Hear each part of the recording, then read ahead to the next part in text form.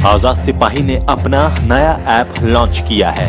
आप उसे play store पर जाकर आजाद सिपाही टाइप कर उसे इंस्टॉल कर सकते हैं। नमस्कार, आजाद सिपाही प्राइम में आपका स्वागत है। मैं हूं राकेश सिंह। आज की प्राइम खबरों में पहली खबर, झामुमो और क्षत्रिय विकास मंच के बीच ठनी देवघर में हेमंत सोरेन के माल्यार्पण के बाद वीर कुंवर सिंह की प्रतिमा को धोए जाने और झामुमो का झंडा उतारने से बढ़ा विवाद। प्राइम की दूसरी खबर, भारत पाक सीमा पर बढ़ी हलचल, बीएसएफ की 100 कंपनियों के 10,000 जवान कश्मीर और बॉर्डर पर तैनात, हाई अलर्ट पर जम्मू कश्मीर, अलगाववादियों पर शिकंजा। प्राइम की तीसरी खबर, 20 सूत्रीय क्रियान्वयन समिति के सम्मेलन में बोले रघुवर, गांव-गांव में होगा रैयत, समन्वय समिति का गठन, सभी योजनाएं पारदर्शी एवं बिचौलिया मुक्त होंगी। प्राइम की चौथी खबर, जमशेदपुर के निकट पूड़ी सिल्ली गांव में एक ही परिवार के 5 लोगों की हत्या, हत्यारे ने घर में आग भी लगाई, एक शव जला, विक्षिप्त हत्यारा गिरफ्तार। आइए सुनते हैं खबर विस्तार से। पहली खबर, झारखंड मुक्ति मोर्चा और क्षत्रिय विकास मंच के बीच ठन गई है। झामुमो के कार्यकारी अध्यक्ष हेमंत सोरेन द्वारा देवघर में स्वतंत्रता सेनानी वीर कुंवर सिंह की प्रतिमा पर माल्यार्पण किए जाने के बाद से ही ये विवाद बढ़ा है। दरअसल हेमंत सोरेन द्वारा प्रतिमा पर माल्यार्पण किए जाने के कुछ घंटों बाद ही क्षत्रिय विकास मंच के सदस्यों द्वारा प्रतिमा धोए जाने और वहां से झामुमो का झंडा हटाए जाने से झामुमो कार्यकर्ता नाराज हैं और मामले में विवाद गहरा गया है। झामुमो नेताओं ने मामले में प्रेस वार्ता कर इसे घृणित कार्य बताया और मामले में SC/ST एक्ट के तहत FIR दर्ज कराने की बात कही है। झामुमो महानगर अध्यक्ष सुरेश शाह ने कहा कि कुंवर सिंह हमारे महानायक हैं, सभी देशवासी को इनका सम्मान करने का हक है। क्षत्रिय समाज ने बहुत ही निंदनीय कार्य किया है। वहीं क्षत्रिय विकास मंच के बबलू सिंह ने कहा कि महापुरुष के नाम पर राजनीति की जा रही है।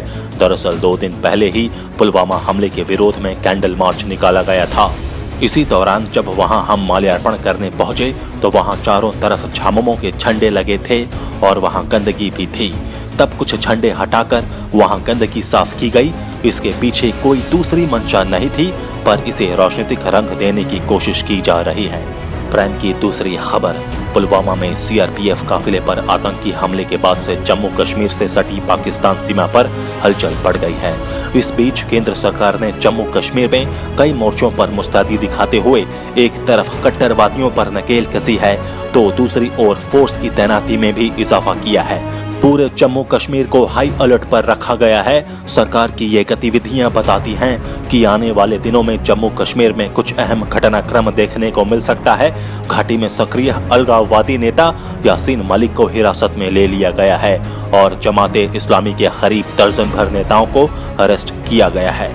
एक तरफ सरकार पुलवामा अटैक से जुड़े आतंकियों पर शिकंजा कसने की कोशिश में है तो दूसरी तरफ धारा 35A जैसे संवेदनशील मामले पर सोमवार से शुरू हो रही सुनवाई को लेकर भी तैयारियां की जा रही हैं। सुप्रीम कोर्ट की ओर से यदि धारा 35A को हटाने या फिर उसमें बदलाव जैसा आदेश आता है तो कट्टरपंथियों की ओर से घाटी में बवाल की आशंका है। इसी के मद्देनजर सरकार ने जम्मू कश्मीर में तत्काल प्रभाव से अर्धसैनिक बलों की 100 अतिरिक्त कंपनियों को तैनात किया है।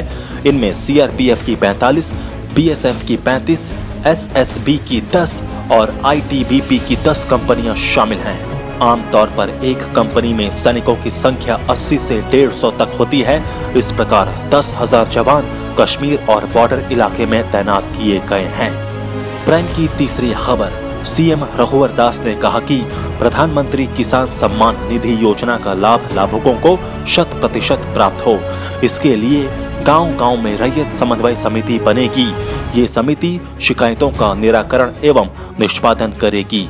राजस्व विभाग और कृषि विभाग आपसी समन्वय स्थापित कर इस समिति को सहयोग करेंगे।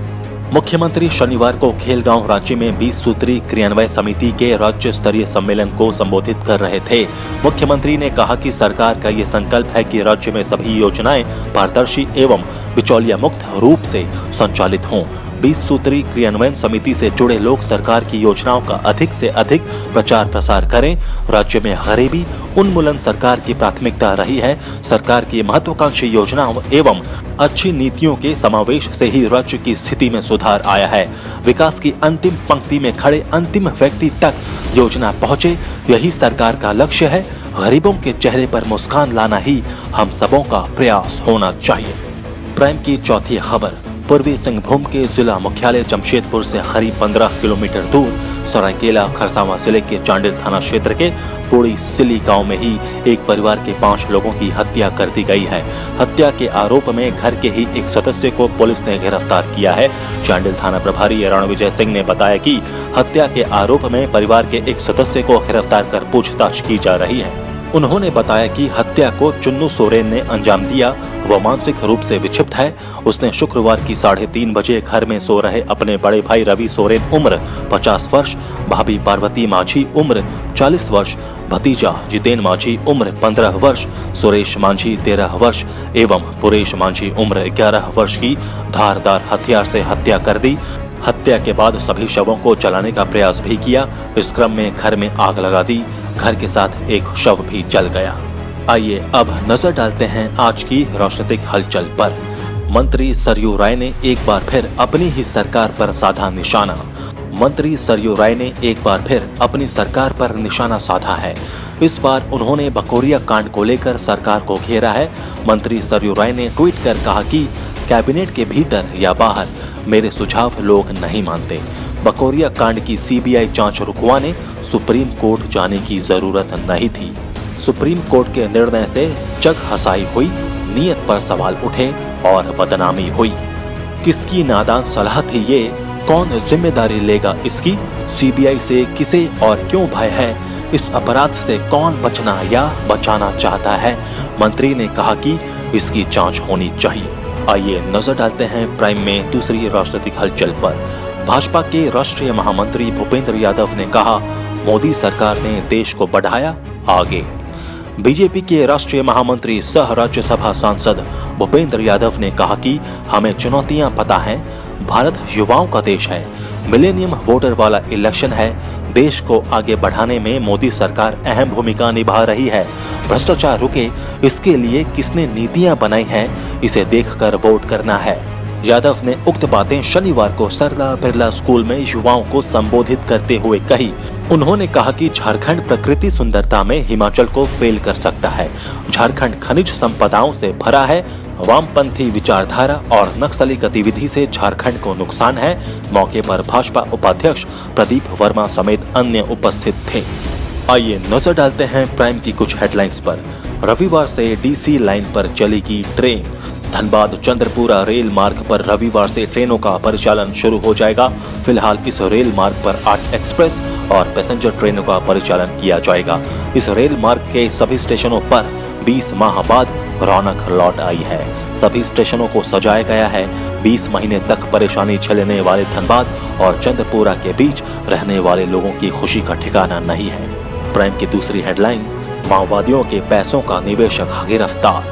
लोहरदगा पुलिस ने भाकपा माओवादी नक्सली संगठन के पैसों को निवेश करने वाले एक सफेद पोश विनोद उरांव को कारतूस, विस्फोटक, नक्सली सामग्री और अन्य सामान के साथ धर दबोचा है। लोहरदगा के पेशरार थाना क्षेत्र के मेरम टोली निवासी विनोद उरांव नक्सली समर्थक और नक्सलियों के इन्वेस्टर के रूप में पिछले 10 साल से काम कर रहा था। पूछताछ में विनोद ने पुलिस के समक्ष कई राज उगले हैं। आजाद सिपाही के प्राइम में अभी इतना ही। खबरों की और भी अधिक जानकारी के लिए आप पढ़ते रहिए अपना लोकप्रिय दैनिक अखबार आजाद सिपाही और आप हमारे इस YouTube चैनल को जरूर सब्सक्राइब करें। जुड़े रहिए आजाद सिपाही के साथ। धन्यवाद।